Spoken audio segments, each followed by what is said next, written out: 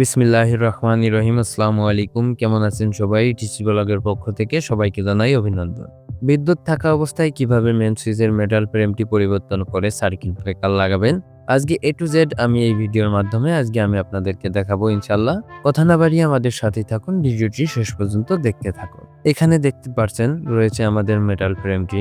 Metal ফ্রেমের ডান প্রান্তে রয়েছে আর্থিং সংযোগ, উপরে রয়েছে আউট, নিচে রয়েছে কিন্তু আমাদের টুইঙ্কেল তারের যে ফেস। একদম এখানে আমরা প্রথমে মেইন সুইচটিকে অফ করে নেব। অফ করে নিয়ে যে ফিউজ দুইটা রয়েছে, অত্যন্ত সাবধানতার সঙ্গে আমরা ফিউজ দুইটাকে খুলে রাখবো। এরপর সতর্কতা অবলম্বন করে মেইন সুইচের মেটাল ফ্রেমের ডান প্রান্তে দেখতে পাচ্ছেন রয়েছে আর্থিং সংযোগ। আর্থিং সংযোগটিকে আমরা অত্যন্ত সতর্কতার সঙ্গে টেস্টারের মাধ্যমে খুলে দূরে সরিয়ে রাখবো। অত্যন্ত সতর্কতার সঙ্গে আমরা আর্থিং সংযোগটিকে বিচ্ছিন্ন করে দূরে সরিয়ে রাখলাম। উপরের প্রান্তে রয়েছে আউট। এখানে দেখতে পাচ্ছেন বিদ্যুৎ সংযোগ কিন্তু রয়েছে।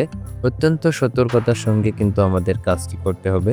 উপরের আউটলাইনগুলো আমি অত্যন্ত সতর্কতা অবলম্বন করে উপরের আউটলাইনগুলোকে আমি বিচ্ছিন্ন করে নিলাম। কোনো প্রকার নিচে যেন হাতে স্পর্শ না আসে সেদিকে লক্ষ্য রাখতে হবে। বিদ্যুতের কানেকশনগুলোকে দূরে সরিয়ে রাখতে হবে। নিচে দেখতে পাচ্ছেন টুইঙ্কেল তারের যে ফেসের লাইনটি রয়েছে, এটিকে আমরা প্লাসের মাধ্যমে বিচ্ছিন্ন করে দিলাম।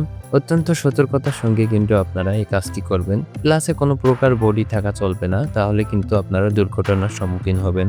এরপর আমরা এখানে লাগিয়ে দেব। আমাদের প্রয়োজন মতো আমরা টুইঙ্কেল তারটিকে দূরে সরিয়ে রাখবো। টুইঙ্কেল তারে কোনো প্রকার লিক আছে কিনা, হাতে স্পর্শ লাগে কিনা সেদিকে লক্ষ্য রাখতে হবে।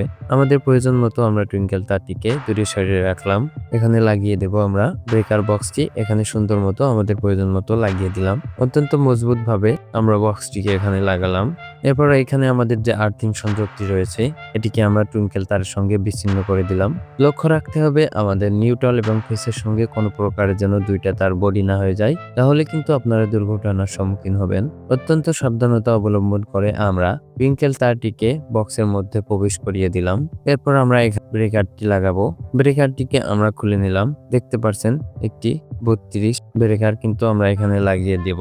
আমরা প্রথমে টুইঙ্কেল তারের যে নিউট্রালটি রয়েছে অর্থাৎ আর্থিং রয়েছে, এটিকে আমরা প্রয়োজন মতো প্লাসের মাধ্যমে কেটে নিলাম। এদিকে লক্ষ্য রাখতে হবে ফেসের সঙ্গে কোনো প্রকার জন্য হাতের সংস্পর্শ না আসে। এদিকে লক্ষ্য রেখে আমরা প্লাস দিয়ে আর্থিং এর তারের মাথা প্রয়োজন মতো কেটে মাথাটিকে একটু মুড়িয়ে নিয়ে আমরা এটিকে আমি সুন্দর মতো আর্থিংটিকে ব্রেকারের সঙ্গে লাগিয়ে দিলাম। এরপর রয়েছে আমাদের ফেসটিকে অত্যন্ত সতর্কতা অবলম্বন করে প্লাসের মাধ্যমে আমরা ফেসটিকে মাথা একটু ছিলে নেব। পাচ্ছেন বিদ্যুৎ কিন্তু এখানে রয়েছে, কোনো প্রকার হাতের স্পর্শ কিন্তু আসা যাবে না, সেদিকে লক্ষ্য রাখতে হবে। দেখতেই পাচ্ছেন এখানে কিন্তু বিদ্যুৎ সংযোগটি রয়েছে। প্লাসের মাধ্যমে আমরা এই তারের মাথাটিকে প্রয়োজন মতো মুড়িয়ে নিলাম। এরপর আমরা ব্রেকার বক্সের পয়েন্টে ফেসটিকে লাগিয়ে স্টার্ট দিয়ে সুন্দর মতো আমরা এটিকে প্রয়োজন মতো টাইট করে নিব। কোনো প্রকারে কিন্তু লুজ কানেকশন রাখা যাবে না, তাহলে কিন্তু আমাদের ব্রেকারটি পুড়ে যাবে এবং দুর্ঘটনার সম্মুখীন কিন্তু আমরা হতে পারি। এখানে স্ক্রু ড্রাইভার সঙ্গে কোনো প্রকার কিন্তু হাতের স্পর্শ আসা যাবে না। দেখতে পাচ্ছেন পুরো স্ক্রু ড্রাইভার কিন্তু বডি হয়ে রয়েছে, এদিকেও লক্ষ্য রাখবেন। লক্ষ্য রেখে অত্যন্ত সাবধানতা অবলম্বন করে কিন্তু আপনার কাজটি করবেন। অভিজ্ঞতা না থাকলে এই কাজটি করার প্রয়োজন নেই। এরপর আমরা এই ব্রেকারটিকে এখানে লাগিয়ে দিলাম।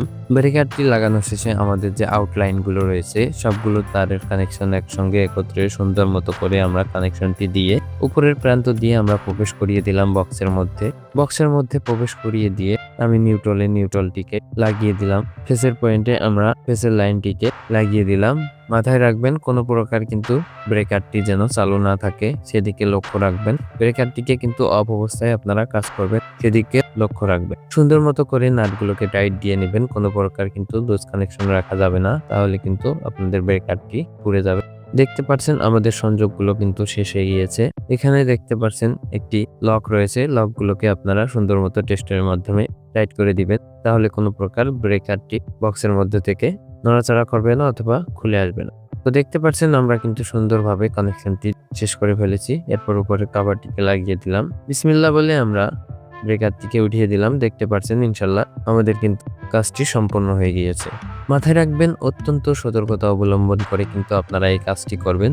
অভিজ্ঞতা না থাকলে এই কাজটি করার বিন্দুমাত্র প্রয়োজন নেই, তাহলে কিন্তু আপনারা দুর্ঘটনার সম্মুখীন কিন্তু হতে পারে। তো এই ছিল আমাদের আজকের ভিডিও। এত সময় আমাদের সাথে থাকার জন্য ইটিসি ব্লগের পক্ষ থেকে আপনাদের সবাইকে জানাই ধন্যবাদ।